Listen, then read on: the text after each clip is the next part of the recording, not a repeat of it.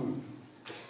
Fléchissons les genoux devant l'Éternel, notre Créateur, car il est notre Dieu, et nous sommes le peuple dont il est le berger, le troupeau que sa main conduit. Amen. Amen. Gloire soit au Père, gloire au Fils, gloire au Saint-Esprit.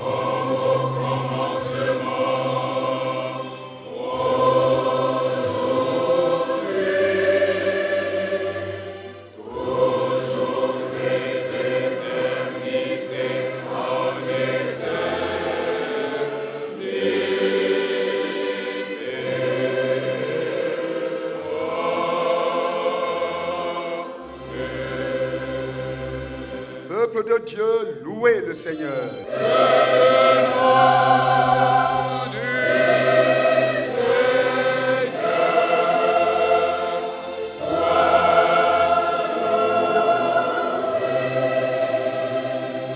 Ô jour heureux, jour radieux, chantons, bénissons l'Éternel, joignons nos voix aux voix du ciel. Cantique 537. 1, 2, 3, 4. Oh,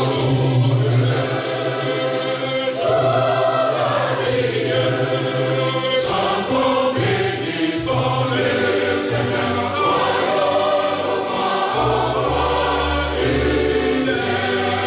et quand toutes les eaux sont bénies, repose calme l'infini.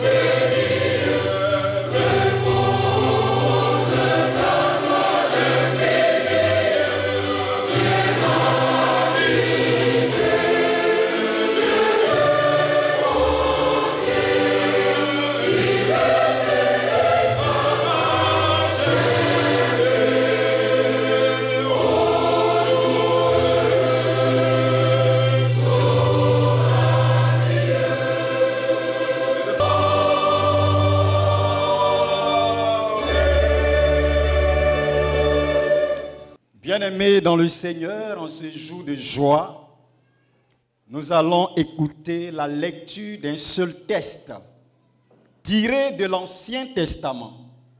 1 Samuel chapitre 7, versets 2 à 13. 1 Samuel chapitre 7, versets 2 à 13. Voici ce qui est écrit.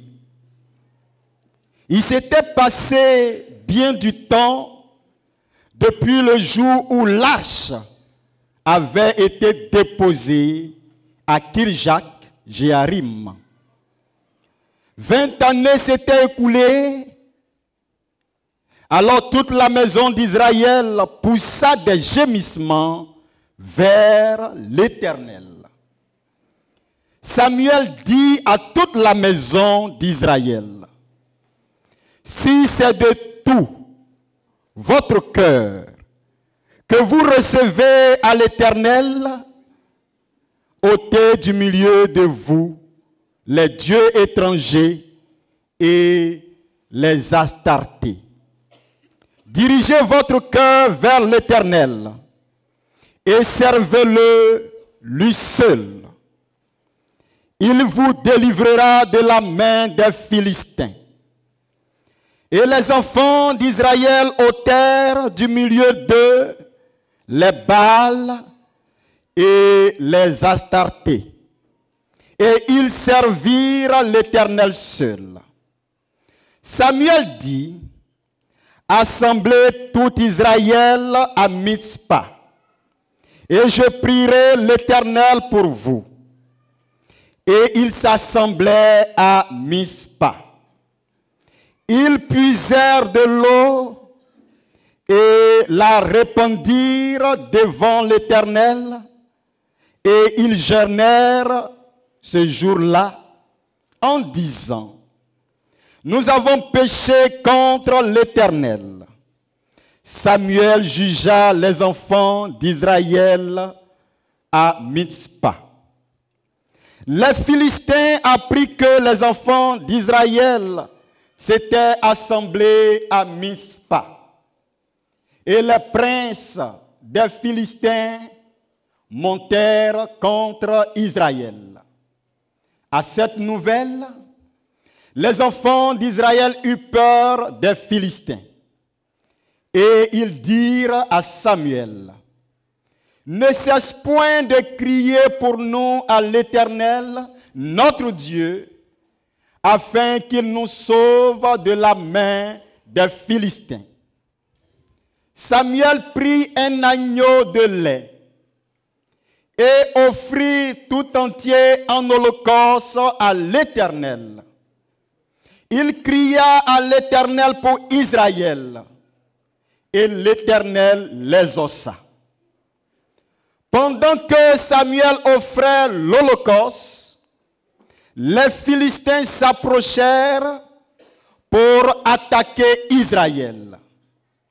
L'Éternel fit retentir en ce jour son tonnerre sur les Philistins et les mit en déroute. Ils furent bâtis devant Israël. Les hommes d'Israël sortis de Mitzpah poursuivirent les Philistins et les battirent jusqu'au-dessous de Beth-Kar. Samuel prit une pierre qu'il plaça entre Mitzpah et Chêne, et il l'appela du nom de Bénézer, en disant, « Jusqu'ici l'Éternel nous a secourus. » Ainsi les Philistins furent humiliés et ils ne virent plus sur le territoire d'Israël. La main de l'Éternel fut contre les Philistins pendant toute la vie de Samuel. Seigneur, ta parole est la vérité. Sanctifie-nous par cette vérité. Amen.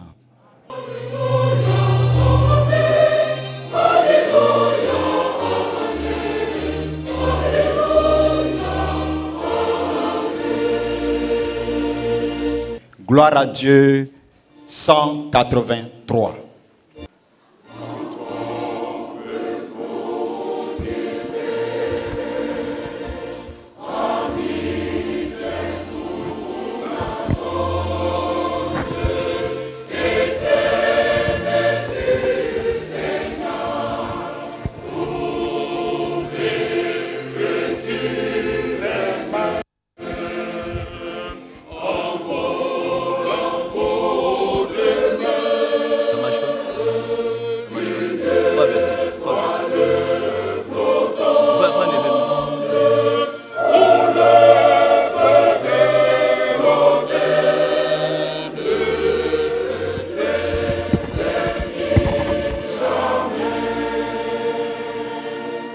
Bien-aimés frères et sœurs en Christ, autorités religieuses depuis la hiérarchie de l'Église méthodiste de Côte d'Ivoire, clergé et laïcs, autorités administratives, politiques et coutumières, chers invités, vous tous qui avez accepté de rehausser l'image de cette célébration et par votre présence effective, que la paix et la grâce de notre Seigneur Jésus-Christ soit votre partage. Amen. Amen. Amen. Oui, nous sommes enfin à la dédicace du temple de Mbokru. Et nous bénissons le nom du Seigneur, maître du temps et des circonstances, qui depuis plusieurs années a voulu que nous soyons les témoins oculaires de cette cérémonie, que bien de nos parents qui ont été auprès du Seigneur, qui nous ont dévancés, ont voulu assister à cette cérémonie. C'est pourquoi, bien mes frères et sœurs, je vais vous demander humblement pardon de vous tenir debout, pour qu'ensemble, nous disons merci au Seigneur par des acclamations nourries pour tous ces parents qui ont œuvré, qui ont bataillé. Acclamation encore au Seigneur. À l'occasion de la dédicace de notre temple, nous avons lu un texte vétérotestamentaire et vous proposons Ebenezer, où le Seigneur nous a secourus comme thème extrait de 1 Samuel chapitre 7, verset 12b, qui dit ceci. Et il l'appela du nom d'Ebenezer en disant, jusqu'ici l'Éternel nous a secourus. Quel est le contexte du texte? Que signifie Ebenezer? Et comment comprendre la signification de ce nom? Quelles sont les implications de ce nom et de cette célébration pour nous? Nous, fils et filles de Mbokru, et nous, assemblés réunis ici ce matin. Aux premières heures du christianisme dans ce village, comment amener la majorité des enfants de ce village au Seigneur fut la préoccupation des parents. Par quelle stratégie? Pour certains, il faut l'évangélisation par la louange. Et comme les peuples du littoral, le peuple aladien en particulier, est facilement attiré par le son de la fanfare, il faut hérir les instruments, c'est-à-dire la fanfare, avant toute autre chose. Pour d'autres, il faut d'abord bâtir un lieu de culte. De ces divergences éclata une longue crise et comme rien ne peut contre l'Église de Christ des années après, la main de Dieu a ramené les filles et fils de ce village à s'attendre à nouveau. Comment cette situation fut-elle réglée? Tous reconnurent l'intervention de Dieu. Tous reconnurent l'aide que le Seigneur a fait pour cette entente. Et tous les parents sont convenus pour nommer cette église Ebenezer pour dire que c'est le Seigneur qui nous a aidés. C'est Dieu qui a fait pour que ces différends, pour que ces difficultés soient résolues. C'est de là qu'est parti le nom d'Ebenezer de ce temps. Et le texte que nous avons lu nous parle aussi d'une période difficile, pas interne comme à Mbokru, mais d'une crise exogène. De quoi s'agit-il, bien-aimés frères et sœurs? Préserver et transmettre les lieux de mémoire pour mieux se référer dans le futur sont l'objectif des livres historiques dont fait partie le livre de Samuel, qui reprend le fil de l'histoire là où les livres des juges l'avaient interrompu en rapportant le déroulement des événements jusqu'au plein épanouissement de la monarchie sous le règne de David. Moralement déchu. Cette chute caractérisée par l'arche de l'alliance, symbole de la présence du Dieu au milieu de son peuple, est prise par les Philistins, peuple ennemi d'Israël. Les Philistins, à la différence des autres puissances, qui n'avaient que des représentants et qui fournissaient souvent des rapports à la métropole, les Philistins, eux, après avoir vaincu le peuple, s'installaient et restaient là. Et c'est dans cette période difficile que Dieu, qui n'abandonne pas ses enfants et qui se souvient toujours de son peuple, va susciter un homme du nom de Samuel. Né d'une femme stérile, comme réponse à sa prière, d'où son nom qui signifie Dieu a exaucé, Samuel fut dès son enfance consacré à Dieu. Dieu suscite Samuel pour assurer la transition entre la période de la sacrificature et celle de la royauté. Son rôle principal ne sera pas celui de sacrificateur pour mettre en relation le peuple de Dieu, mais celui de prophète pour révéler à Israël la pensée de Dieu. Les péripéties de cette portion textuelle que nous avons choisie se passent vers 1000 ans avant Jésus-Christ.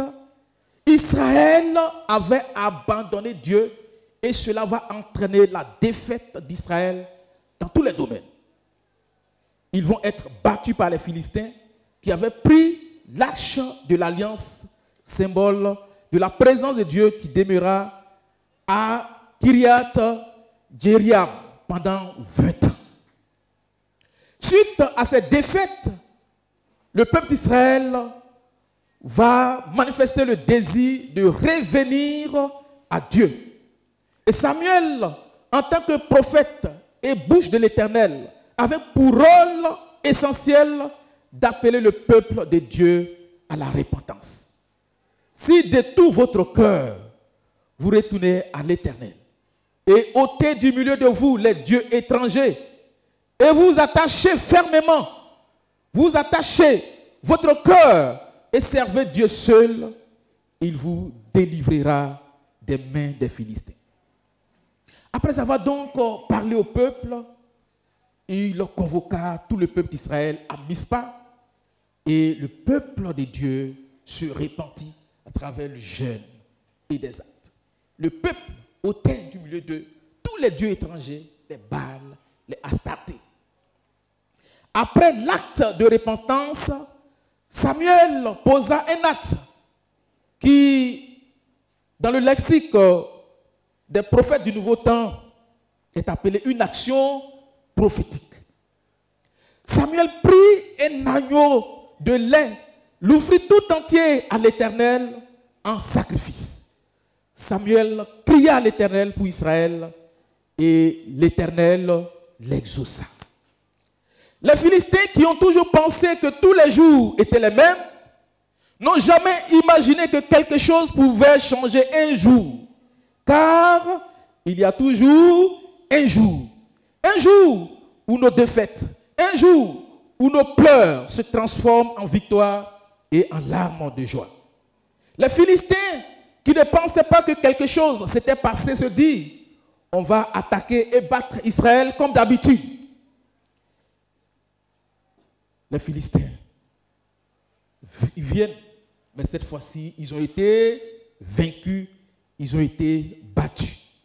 Suite à cela, Samuel dressa une pierre de souvenir qu'il appela Ebenezer en disant, jusqu'ici, l'Éternel nous a secourus. Bien mes frères et sœurs, Ebenezer, quelle approche étymologique. Ebenezer est la traduction de deux mots hébreux. Eben, à Ezer, qui est un nom propre qui indique un lieu. Eben et Ezer. Eben veut dire pierre précieuse, rocher ou matériau de construction. Ezer, qui veut dire aide, secours ou secourir. Ebenezer en français veut dire donc la pierre de secours. La pierre de secours est la pierre commémorative dressée par Samuel pour marquer la victoire, le lieu où Dieu aida Israël à mettre en déroute les Philistins. Le peuple d'Israël avait vu Dieu intervenir.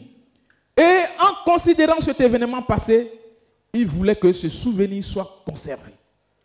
Car ce fut un endroit choisi par Dieu pour manifester sa puissance à son peuple en deux occasions. En 1 Samuel chapitre 4, dans ce même lieu, Israël avait été vaincu. Israël avait été battu. Et en 1 Samuel chapitre 7, que nous venons de lire, sur le même lieu, Israël reçoit la délivrance du joug de ces mêmes Philistins. Ebenezer, comment comprendre ce terme et quelles sont les implications? La pierre de secours est un lieu de mémoire, un lieu de souvenir pour chaque Israélite.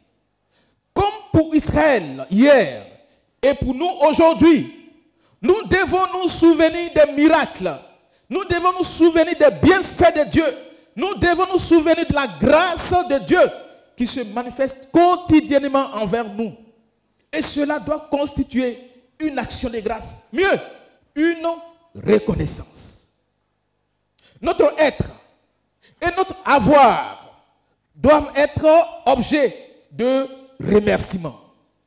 Nous qui sommes dans un monde en perte de mémoire, oublions souvent trop vite ce que Dieu a fait et continue de faire pour nous.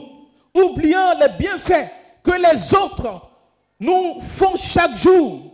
Ebenezer nous rappelle que ce que nous sommes aujourd'hui et les biens que nous possédons aujourd'hui sont une grâce. Jusqu'ici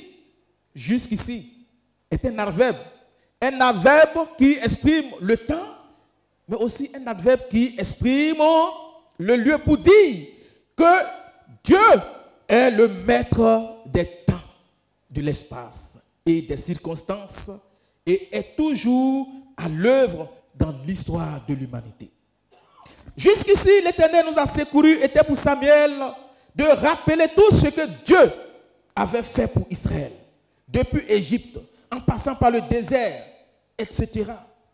Et eu égard à ces prodiges, nous ne devons pas oublier Dieu. Nous ne devons pas nous tourner vers les autres dieux.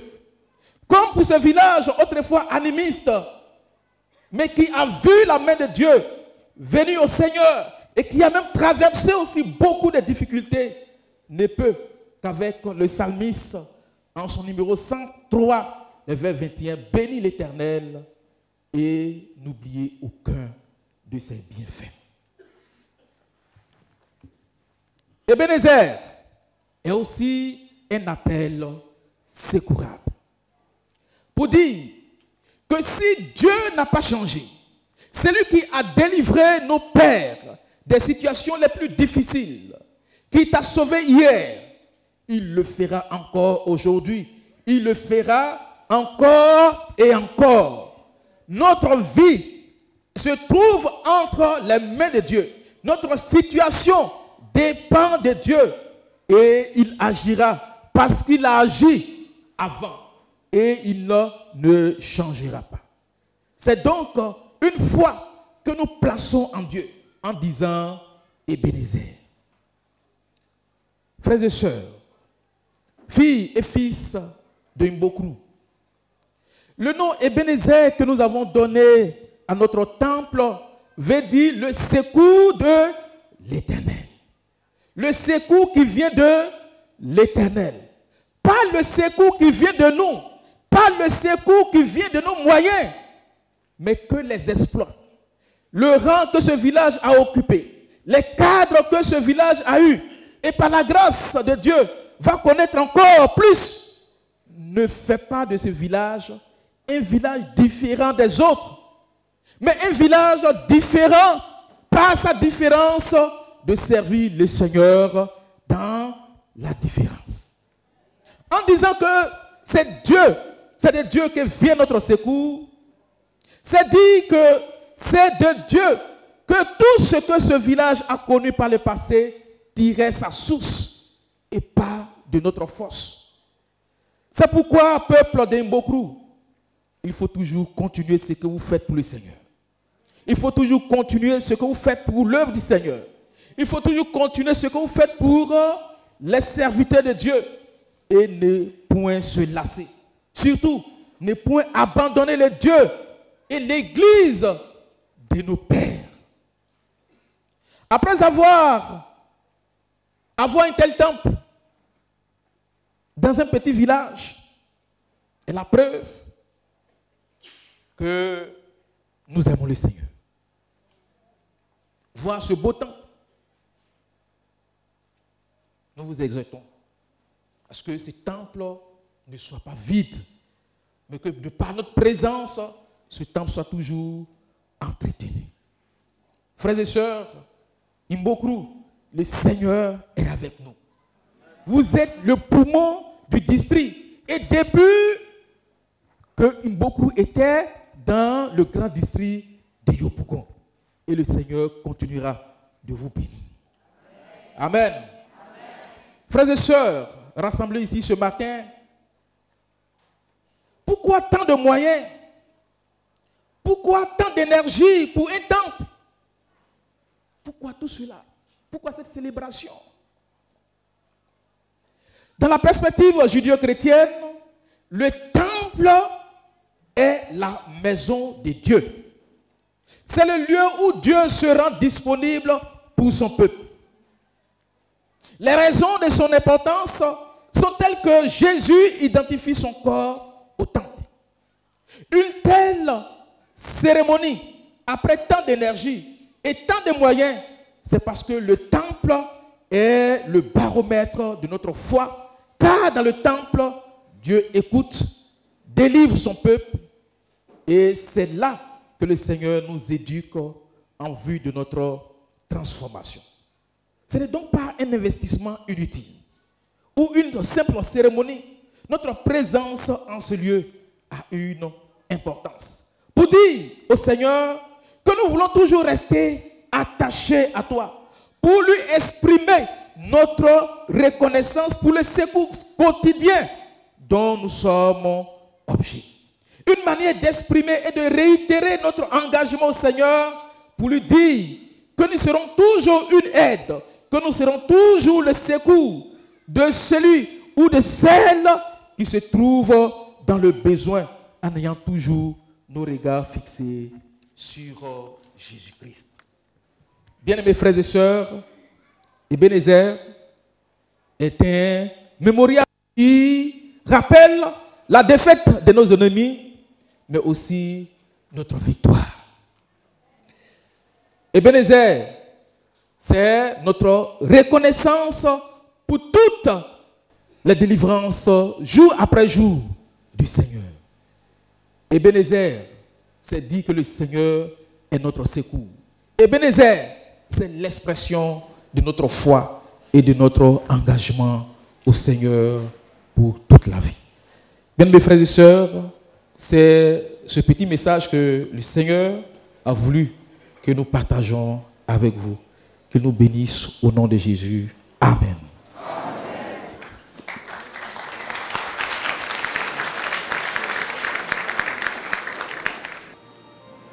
Ô Dieu, notre Père, nous venons te rendre grâce pour ce sanctuaire que tu nous donnes. Ici, tout nous rappelle ce que ton amour a fait pour nous en Jésus-Christ. Loué sois-tu, car en Christ, tu es descendu jusqu'à nous. Tu as fait ta demeure parmi nous. Tu as vécu notre vie. Par sa mort, tu as pris sur toi notre mort. Et par sa résurrection, tu as manifesté ta puissance victorieuse.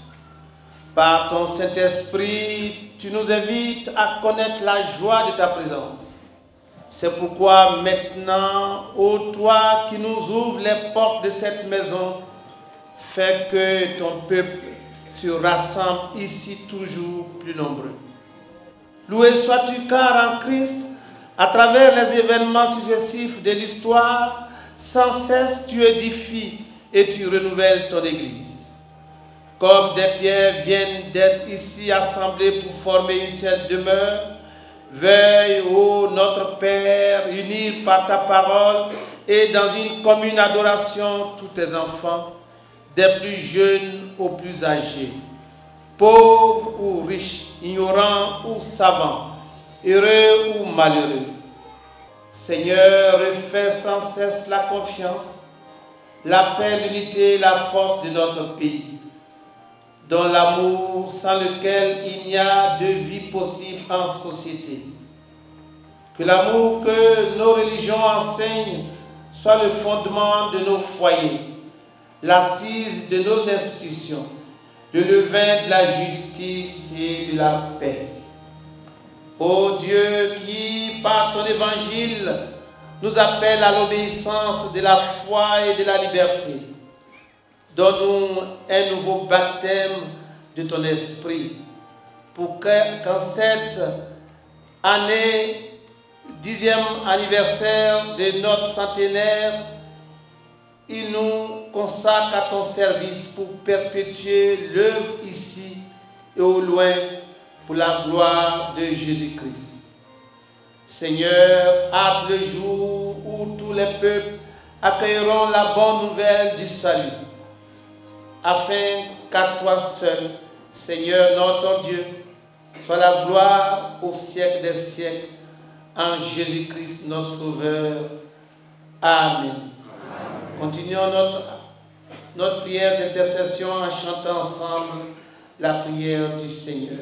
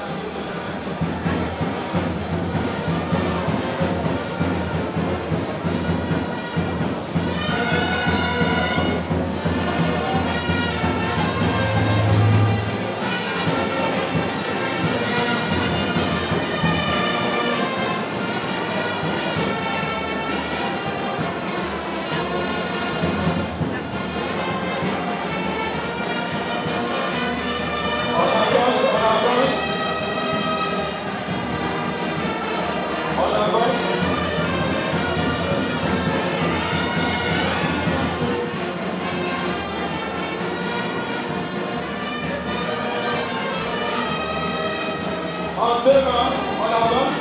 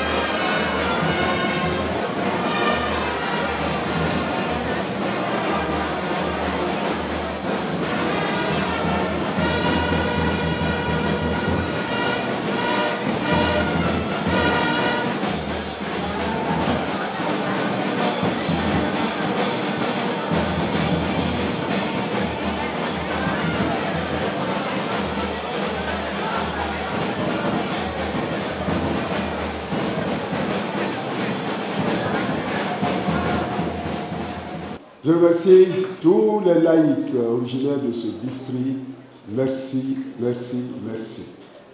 Et avec vous tous, peuple de Dieu, je veux que nous recevions toutes les autorités politiques, administratives, coutumières, toutes ces personnalités qui, malgré les charges qui sont les leurs, ont fait le déplacement jusqu'ici. La parole de Dieu, donc Dieu nous invite à nous efforcer d'aller dans le sens de sa sainteté. De faire des efforts pour que nos faiblesses ne soient pas un frein ou ne causent pas de problème à nous-mêmes, à notre famille, à la communauté ecclésiale que nous formons, à la communauté nationale, à l'humanité dont nous sommes membres. Et c'est la raison pour laquelle il y a la couleur blanche, qui est la couleur de la pureté. Du côté de Dieu, on dit la couleur de la sainteté. Pour dire que le Seigneur, qui nous connaît dans nos faiblesses, sait comment nous soutenir. comment nous aider à suivre l'exemple de Jésus-Christ qui sur la terre fut l'homme parfait. Que Dieu nous soutienne donc, les uns et les autres, là où nous sommes, à faire preuve d'exemplarité dans notre vie, dans nos services. Nul n'est donc suffisant pour ces choses, mais notre force vient de Dieu. Frères et sœurs, que Dieu vous bénisse tous. Amen. Que Dieu vous bénisse tous. Mais je serais terminé sans dire, à nous tous, il va bien. Ayons toujours les genoux à terre pour notre nation. Pour notre nation.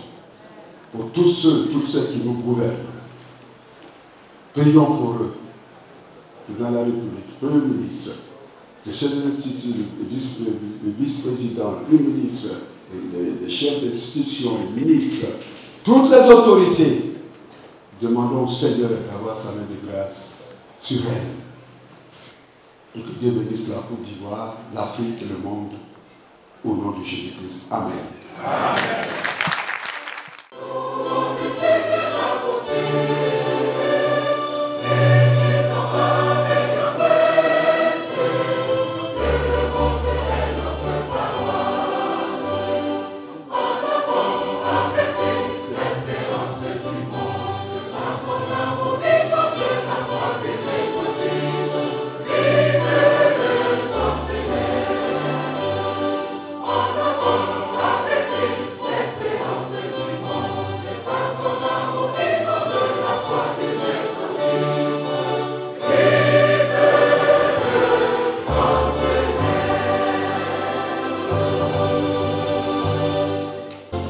À celui qui peut vous préserver de toute chute et vous faire paraître irréprochables et joyeux en sa glorieuse présence, au Dieu unique, notre Sauveur par Jésus-Christ, notre Seigneur, soit gloire, grandeur, force et puissance de toute éternité et dans tous les siècles.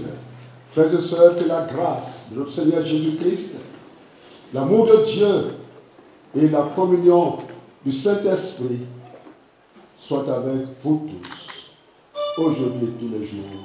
Amen.